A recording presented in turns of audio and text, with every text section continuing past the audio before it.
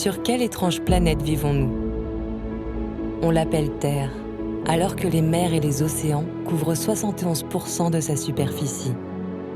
Berceau de la vie, poumon de la planète, réserve de biodiversité, la mer abrite les plus grosses créatures que la Terre n'ait jamais portées. Les baleines.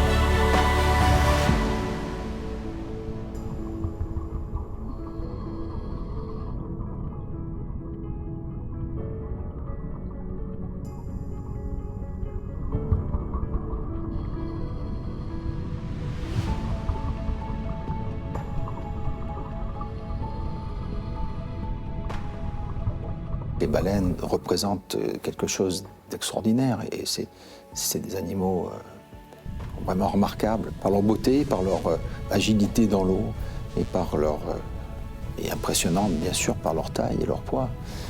Mais c'est vrai que c'est des animaux qui sont extraordinaires à regarder.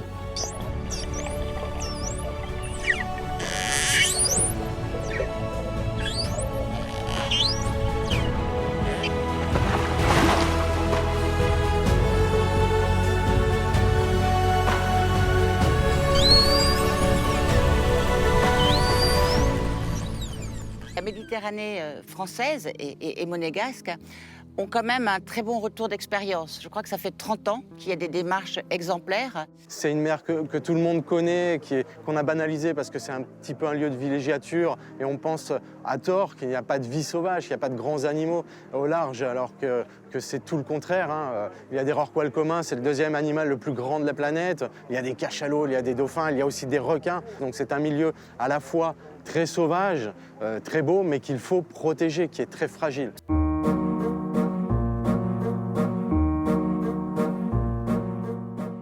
À une dizaine de kilomètres de Monaco, sur les hauteurs de Menton, le chef doublement étoilé Mauro Colagreco briefe ses équipes dans les cuisines de son restaurant, le Mirazur. How are you? Happy to see you. Ça n'est pas un dîner tout à fait comme les autres, puisqu'il s'agit d'un grand test. Il a été choisi pour servir le repas de gala de lancement de l'exposition On Sharks and Humanity.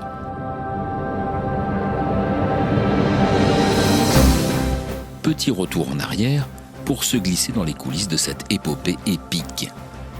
L'histoire débute par une rencontre. Robert Calcagno est le directeur général de l'Institut océanographique, Fondation Albert Ier, Prince de Monaco. La famille Wang est, elle, à la tête d'un empire immobilier baptisé Parkview.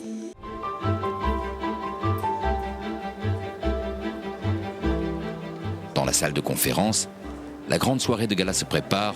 Nous sommes à H-3. Après, je donne un top et on sort. On y va, on sort.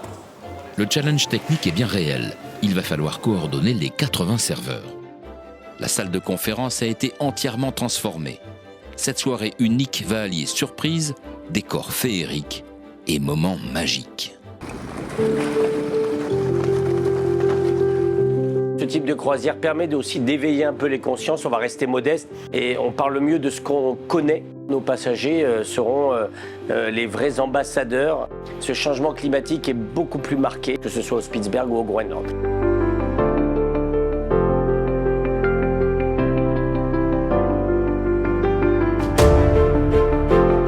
Malgré la grandeur époustouflante des paysages et leur beauté immaculée, nombreuses sont les preuves d'un dérèglement à large échelle dont les passagers ne peuvent que témoigner. Et tout cela témoignages aussi montrent que les Spitzberg étaient beaucoup plus enneigés. Et donc c'est la démonstration qu'on est face à un changement climatique qui semble s'accélérer ces dernières années. Le message est d'autant plus fort que tout le monde a pu voir par lui-même les changements qui sont en train de s'opérer dans cette région arctique, et c'est d'autant plus important d'essayer de mieux les protéger et de mieux agir pour que ces régions continuent à jouer leur rôle. Les deux régions polaires sont extrêmement importantes pour la régulation de notre climat, et voilà, je suis sûr que le prince Albert Ier aurait été sensible à ce message-là.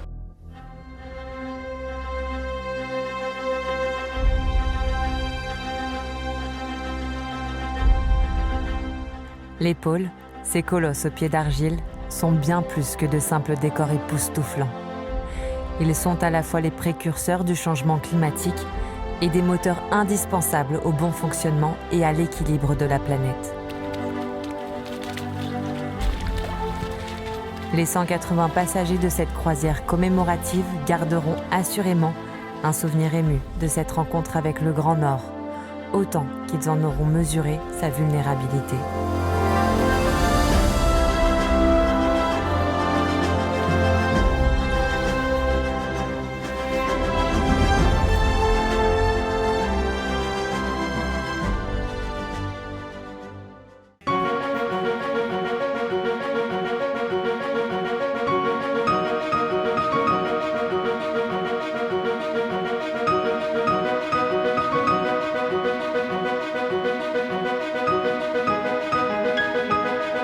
Cette volonté de faire grandir l'homme, de faire grandir la femme, de sorte que ce soit des gens qui deviennent autonomes, qui deviennent aptes à se tenir debout, selon le mot tagalog, qui puissent entrer dans la société avec les yeux grands ouverts et en même temps des racines profondes.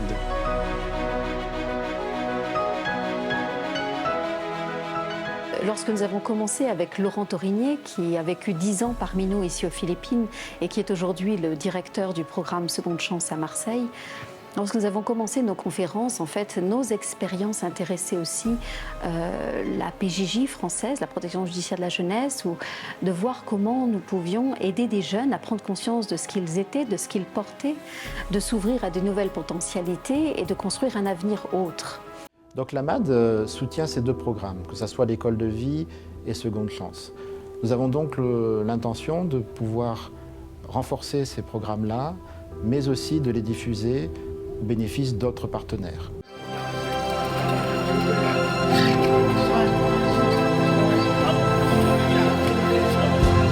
So we will put the splash transponder.